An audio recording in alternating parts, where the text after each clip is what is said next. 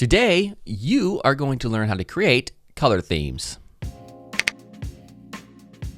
Oh, and hey, I'd like to point out this video's awesome sponsor, Skillshare.com, which offers thousands of classes in design, coding, business, and more. For instance, you're about to watch my color theme tutorial, but you could learn more about color in general by watching this Skillshare course. Now, Skillshare is just $10 a month, but if you're the first 200 students to use my very exclusive link below in the description here on YouTube, then you get the first 2 months free. All right, so let's get started. Hey everyone, Gary Simon here of Iterating. So I think it was 2 weeks ago, I did a live feed or a live stream, and it was over an hour long where I designed a dark UI, and this is the result right here. And I'm going to make this this is an Adobe XD file. I'm going to make it available for you to use if you want to follow along in this tutorial. So the purpose of this video tutorial is to show you how to create color themes, and also how to go from a dark UI to a light UI, which is it's one of those features that I'm starting to see in more and more websites that offer a light/dark toggle button that will automatically change the UI. And some people find this handy, and some people have a preference. They don't want to stare at a bright screen, so they toggle back and forth. So we're going to talk about some considerations about how you can do that and try to take the guesswork out of completely changing up the appearance of the design, but still making it look good, and by adhering to color and contrast and principles like that. And I'll show you how to create just entirely different color schemes that might integrate more colors while still making it look good. All right, so for today's question, what is the one tip you would give aspiring developers or designers? Now, of course, it makes sense to answer this if you're probably more seasoned and maybe you've been in the game a little bit longer, but maybe not. Maybe you're new and you do have a tip that you just discovered yourself that might save others headaches. All right, let me know in the comments, and we'll do a Q&A reveal tomorrow, which is Friday at 10:30 a.m. Eastern Time. I always do a live feed. And let's go ahead and get started. All right, so here we have the project from last week. I'm going to make this available if you want to follow along. Just pause, download it, open it in Adobe XD, or, I would say follow another program, but you would need to start from scratch with the file here. But anyhow, so one way that you can really test to give you a really quick idea of what this would look like for a light version is you can just take a screenshot. I have a screenshot tool where I just hit the print screen. I drag out what I want. By the way, I'm sorry, I forget what this is called. This is the part of the tool. I'm not sure if there's an information. I know somebody's going to ask what this tool is called. I found it though on the Google Chrome extension. By the way, I don't want to save that. I'm going to just hit Control-C to copy it. And then here in Photoshop, you just paste it in, and we can just go to Images, Adjustments, and Invert. Okay, so one problem right away, it's obviously going to mess up anything that has color for you. So one way to defeat that is go to Image Adjustments, Desaturate, and then Images, Adjustments, and Invert. And this will... It's not always going to work. It's not going to give you the exact result that you want, but it can give you an idea of, real quickly what it might look like or what it could look like in a light version. But still, it's not perfect. So let's go back here, and I'm going to duplicate this artboard, Control-D. All right, and this is going to be our light version. Now we're also going to do another version that's a little bit more full color, or just to show you how you can create different themes. But for this one, we're intending on the idea that if there was some type of light and dark mode preferences in this panel here, this is what it would be right here. So the first thing that we get started with is the background. All right, so the background here, as we could see, is kind of just like a neutral, kind of darker. A desaturated blue, essentially. It is actually a gradient, but it's so subtle you can hardly even notice it. So I think we're just going to go to a solid color. You could still have left it a gradient and just do what I'm about to do, which is to simply change it up just to a much lighter gray. maybe somewhere right around here, D6, D6, D6, and this may change, by the way, but that's just a starting point. I'm just going to create quite a contrast between this background color and this background color, right? So next, and by the way, you can notice this dark design still works with a light background too. So a lot of this stuff is subjective. But let's make the whole thing. So this layer I have locked by default. If you just come over here and click that, that'll unlock it. And now we can work with the actual background of the whole page, which is right here. All right, so general of thumb, if we're going from light to dark, we're going to be flipping a lot of values or reversing them in terms of contrast. So we're here, we have, a almost black gray right here. So we can come up right around here, for instance, and we can make this a real light, almost white. Now, here's one of the things about this. You don't have to, reverse every or invert every color here as I'm doing. So right here, okay, that means I have to go up here. You could make completely different decisions and still make it work effectively in a light versus dark mode. So we could just make this pure white if we wanted to. But for now, I'm just going to leave it right here. And when you do this, by the way, notice the contrast between itself, this container right here, and the background. Right here, they're simply too similar, and you lose the design. You lose the structure of this container. You don't want that. So if you don't want absolute white, then you're going to have to come up to right around here, because that gives you just enough contrast between this container and the background. Okay, so now let's take a look at the header. All right, so this will start to get tricky. And you'll see right here, if we go, if we change this and we go up around here, okay, well now we've kind of lost it. Now it's getting too close to the background, but it does contrast enough with here. So we could go white, I suppose. And also another option is you could just keep it dark or black. I mean, this is just one element of what is largely what you could consider a light design. So could go right around here, which is almost pure white, and that is F8, F8, F8.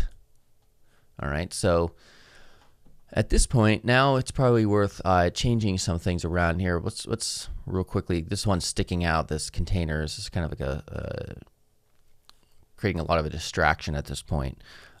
Being that this background is gray, we could just make this background white, and it would contrast enough.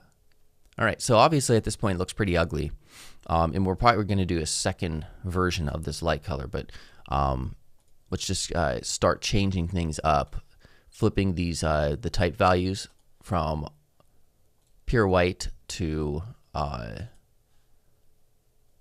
or almost pure white to black. So we have that. We have these. You probably can't really see them too well. I'm just going to select these four because they're styled the same. And the reason they're gray is because they have the opacity set at 44% on those, so that's why maybe they're not really changing like you would expect. Take this, we'll just go black. All right, this right here is a container, and let's look what we had like over here. Was it making it? It was making it lighter. Okay, so this could go lighter. Double click in there. That was a group. Maybe make this bold, and then this black. All right, we have some type here, and then we have, there's some, this is real hard to see this. Let's go ahead and lock this layer. It's right here. Okay, so now I can just select all of these. And there we go. And then there's some over here that got completely lost because it's like the same color as the background. All right, and then we'll have, there's some type here, I believe. And there's also some sort of color here. There we go.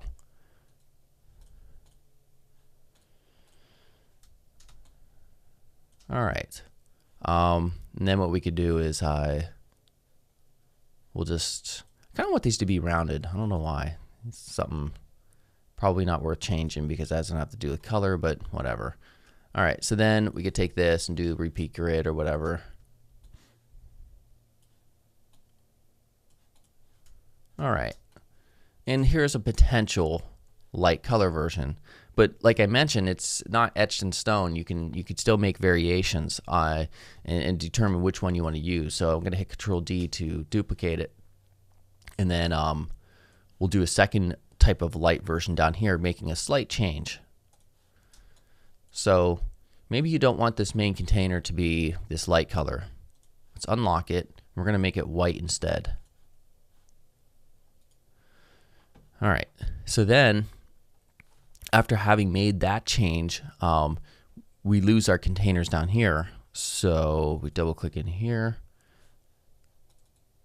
and we'll change the fill to a light gray.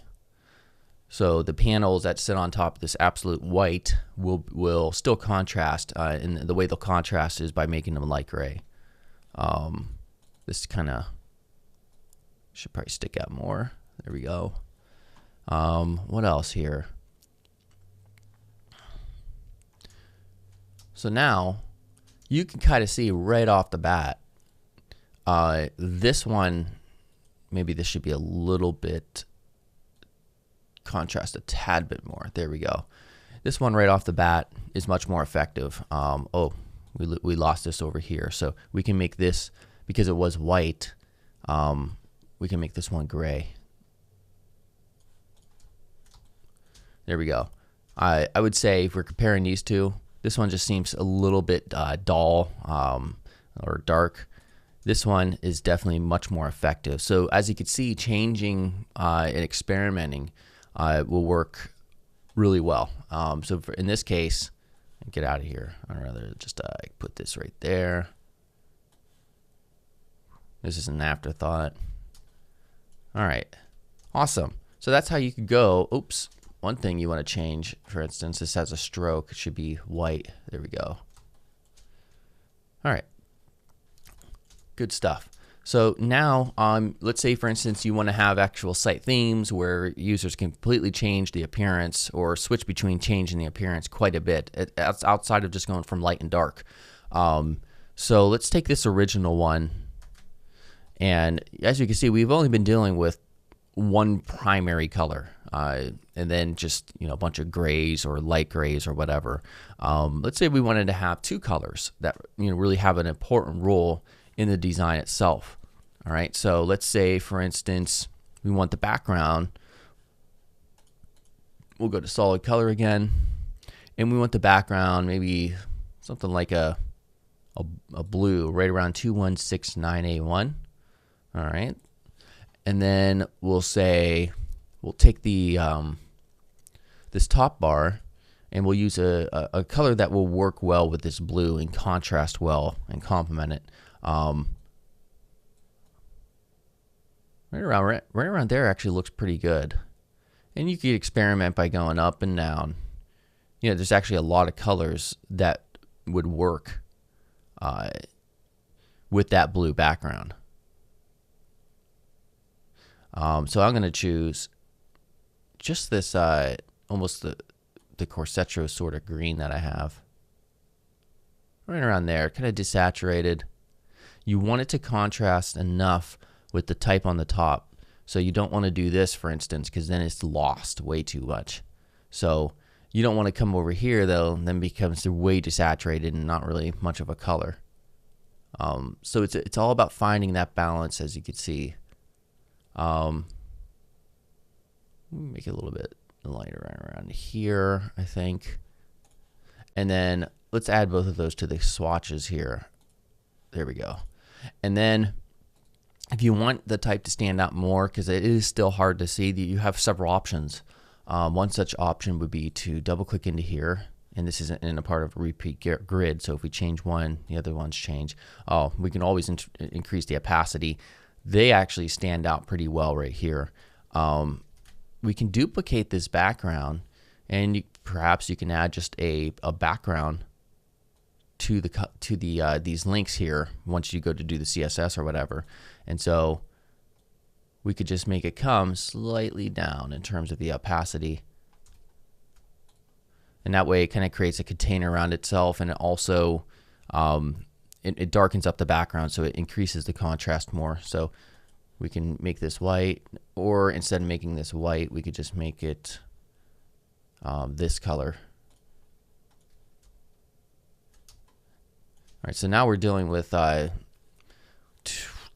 3 different colors essentially. We have this green sort of color, we have the blue, and then we have this purple that we're using as well.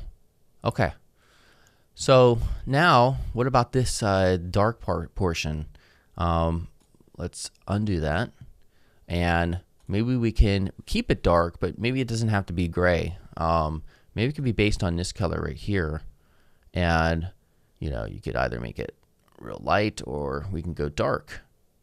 Maybe right around here, we can see on the hue end, you know, or the saturation end. This is saturation. This is desaturation over here, and then light versus dark. But if you come down here, we can still have it quite desaturated, where you could definitely tell it's a part of a color, but it's also still dark. All right, so there's not a huge difference between this and this, but it's noticeable. So it's definitely much more of a color that you could see. But these now, they don't work well. They kind of just stick out like a sore thumb, and that's because these were meant to work with a background that was completely desaturated. This one, though, let's go ahead. You know, how would we change this? Well, we could see it wasn't meant to contrast a lot by default, anyways. If we're just looking at this container versus this background right there. So all we do, just take one of these. We can get this color right here, and then just push it up slightly. And you can also choose to you know, maybe make it less desaturated. I wouldn't make it more, in my opinion. Maybe up right around here. That way they do stand out enough. You can definitely see them, and it's almost pretty much identical to these color bars. And let's see what happens if we take those. There, it looks a lot more consistent now in the design itself. All right, so let's see if there's any other changes I would want to make. We could also put a bar behind here.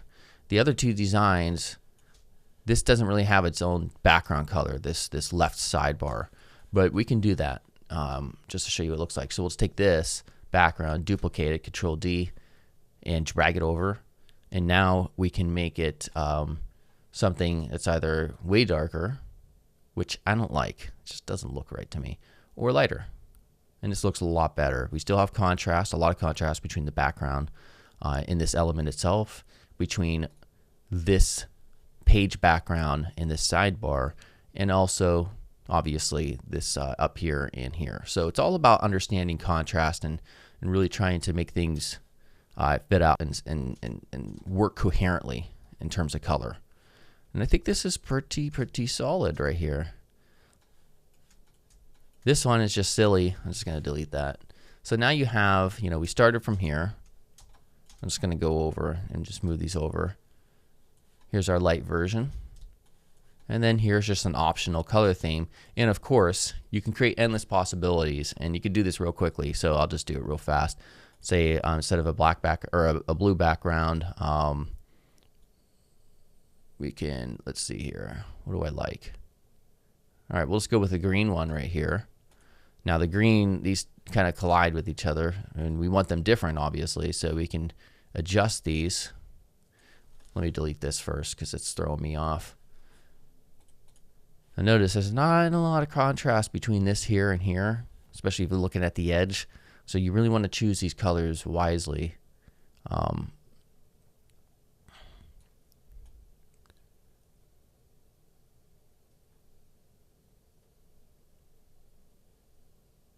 Trying to find one that I like.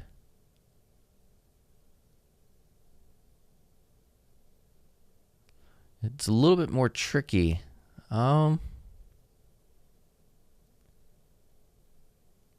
Maybe something right there. It's almost getting in the green, but it's still in blue, as we can see right here. And of course, you can always just go back and change the background color slightly.